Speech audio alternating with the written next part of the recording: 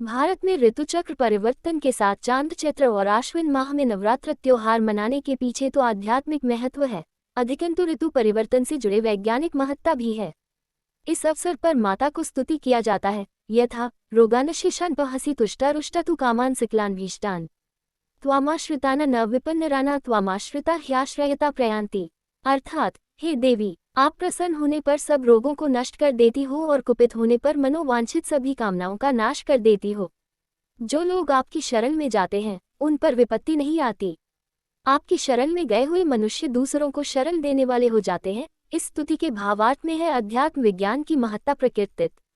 पुराणों के अनुसार प्राचीन समय में जब अधर्म, पाप, अनाचार, अत्याचार बहुत बढ़ गया और असुरों के द्वारा देवों को सताया जाने लगा, तब सारे देवों ने मिलकर अपने अपने तेज से एक ऐसी दिव्य शक्ति का प्राकट्य किया जिसे दुर्गा कहा गया।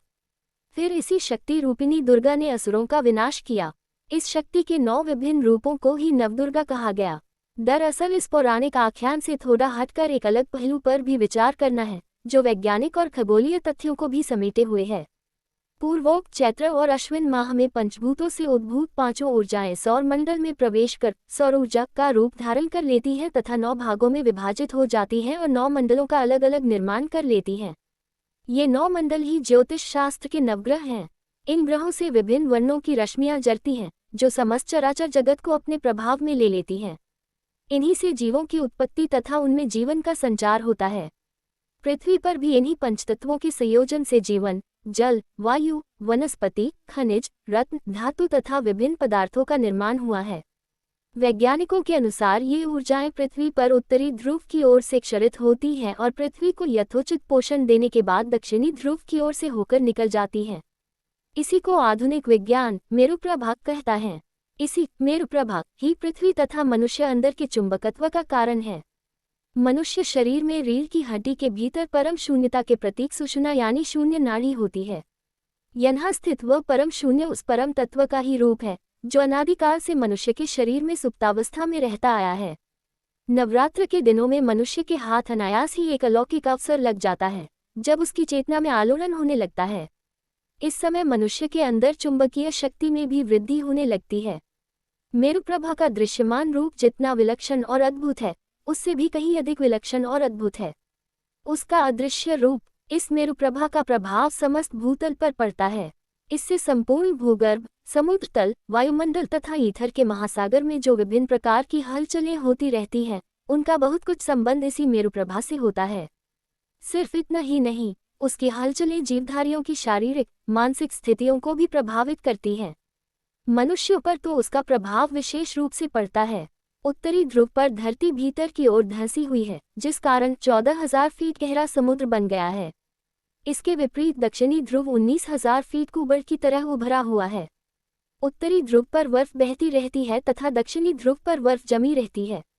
दक्षिणी ध्रुव पर रात धीरे धीरे आती है और सूर्यास्त का दृश्य काफी समय तक रहता है। फिर सूर्यास्त हो जाने के बाद महीनों भर अंधकार छाया रहता है। ध्रुवों पर सूर्य रश्मियों की विचित्रता के फलस्वरूप अनेक विचित्रताएं दिखाई देती हैं, जैसे दूर की चीजें हवा में लटकती हुई जान पड़ती हैं। पृथ्वी का जो चुंबकत्व है और उसके कण कण को प्रभावित करता है तथा वह ब्रह्मांड से आने वाले अति रहस्यमय शक्ति तत्व के प्रवाह के कारण भी है। मेरुदंड में स्थित सुषुम्ना नाड़ी में ये शक्ति प्रवाह कार्य करता है। दूसरे शब्दों में यही शक्ति तत्व जीवन तत्व है। ये शक्ति तत्व प्रवाह उत्तरी ध्रुव की ओर से आता है और दक्षिण की ओर से बाहर निकल जाता है। इसीलिए उत्तरी दक्षिणी दोनों ध्रुव क्षेत्र होने पर भी दोनों के गुण धर्म, विशेषताओं में काफी भिन्नता है। मार्च, अप्रैल और सितंबर, अक्टूबर अर्थात चैत्र और आश्विन माह में जब पृथ्वी का अक्ष सूर्य के साथ उचित कोण पर होता है, उस समय पृथ्वी पर अधिक मात्रा में मेरुप्रभा जरती है, जबकि अन्य समय पर गलत दिशा होने के कारण वह मेरुप्रभा लौटकर ब्रह्मांड में वापस चली जाती है। वैज्ञानिकों का कहना है कि वह मेरुप्रभा में 9 प्रकार के ऊर्जा तत्व विद्यमान हैं। प्रत्येक ऊर्जा तत्व अलग अलग विद्युत धारा के रूप में परिवर्तित होते हैं। वे 9 प्रकार की विद्युत धाराएं जहाँ एक ओर प्राकृतिक वैभव का विस्तार करती हैं, वहीं दूसरी ओर समस्त प्राणियों में जीवनी शक्ति की वृद्धि और मनुष्यों में विशेष चेतना का विकास करती हैं। भारतीय संस्कृति और साहित्य में उन 9 प्रकार की विद्युत धाराओं की परिकल्पना 9 देवियों के रूप में की गई है। प्रत्येक देवी एक विद्युत धारा की साकार मूर्ति है। देवियों के आकार, प्रकार, रूप, आयुध, वाहन आदि का भी अपना रहस्य है, जिनका संबंध इन्हीं ऊर्जा तत्वों से समझना चाहिए। ऊर्जा तत्वों और विद्युत धाराओं की गतिविधि के अनुसार प्रत्येक देवी की पूजा अर्चना का निर्दिष्ट विधान है और इसके लिए एक नवरात्र की योजना है। प्रत्येक देवी की एक एक रात्रि होती है। रात्रि में ही देवी की पूजा अर्चना का विधान होता है, क्योंकि मेरुप्रभा दिन की अपेक्षा रात्रि को अधिक सक्रिय रहती है। अंतर्ग्रहीय ऊर्जा की दृष्टि से उत्तरी ध्रुव बहुत ही रहस्यमय तथा महत्वपूर्ण है। यहाँ ऊर्जाओं के छनने की क्रिया टकराव या संघर्ष के रूप में देखी जा सकती है। टकराव या संघर्ष के फलस्वरूप एक विलक्षण प्रकार की ऊर्जा का कंपन उत्पन्न होता है, जिससे प्रकाश उत्पन्न होता है और उसे प्रत्यक्ष किया जा सकता है। उसी प्रकाश की चमक को ही मेरुप्रभा कहा जाता है। सूर्य में तेज चमक दिखती है तो उसके 1-2 दिन बाद ही ये मेरुप्रभा तीव्र होती है। ये बढ़ी हुई सक्रियता सूर्य के विकिरण तथा कणों की बौछार का ही प्रतीक है। शांत अवस्था में भी यह संबंध बना रहता है।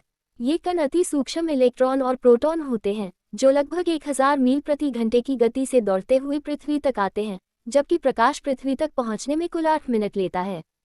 प्रकाश की गति 1,86,000 मील प्रति सेकंड है। पृथ्वी की संबंध सूर्य की विद्युतीय शक्ति से है। चुंबकत्व पार्थिव कणों में विद्युत प्रवाह के कारण होता है।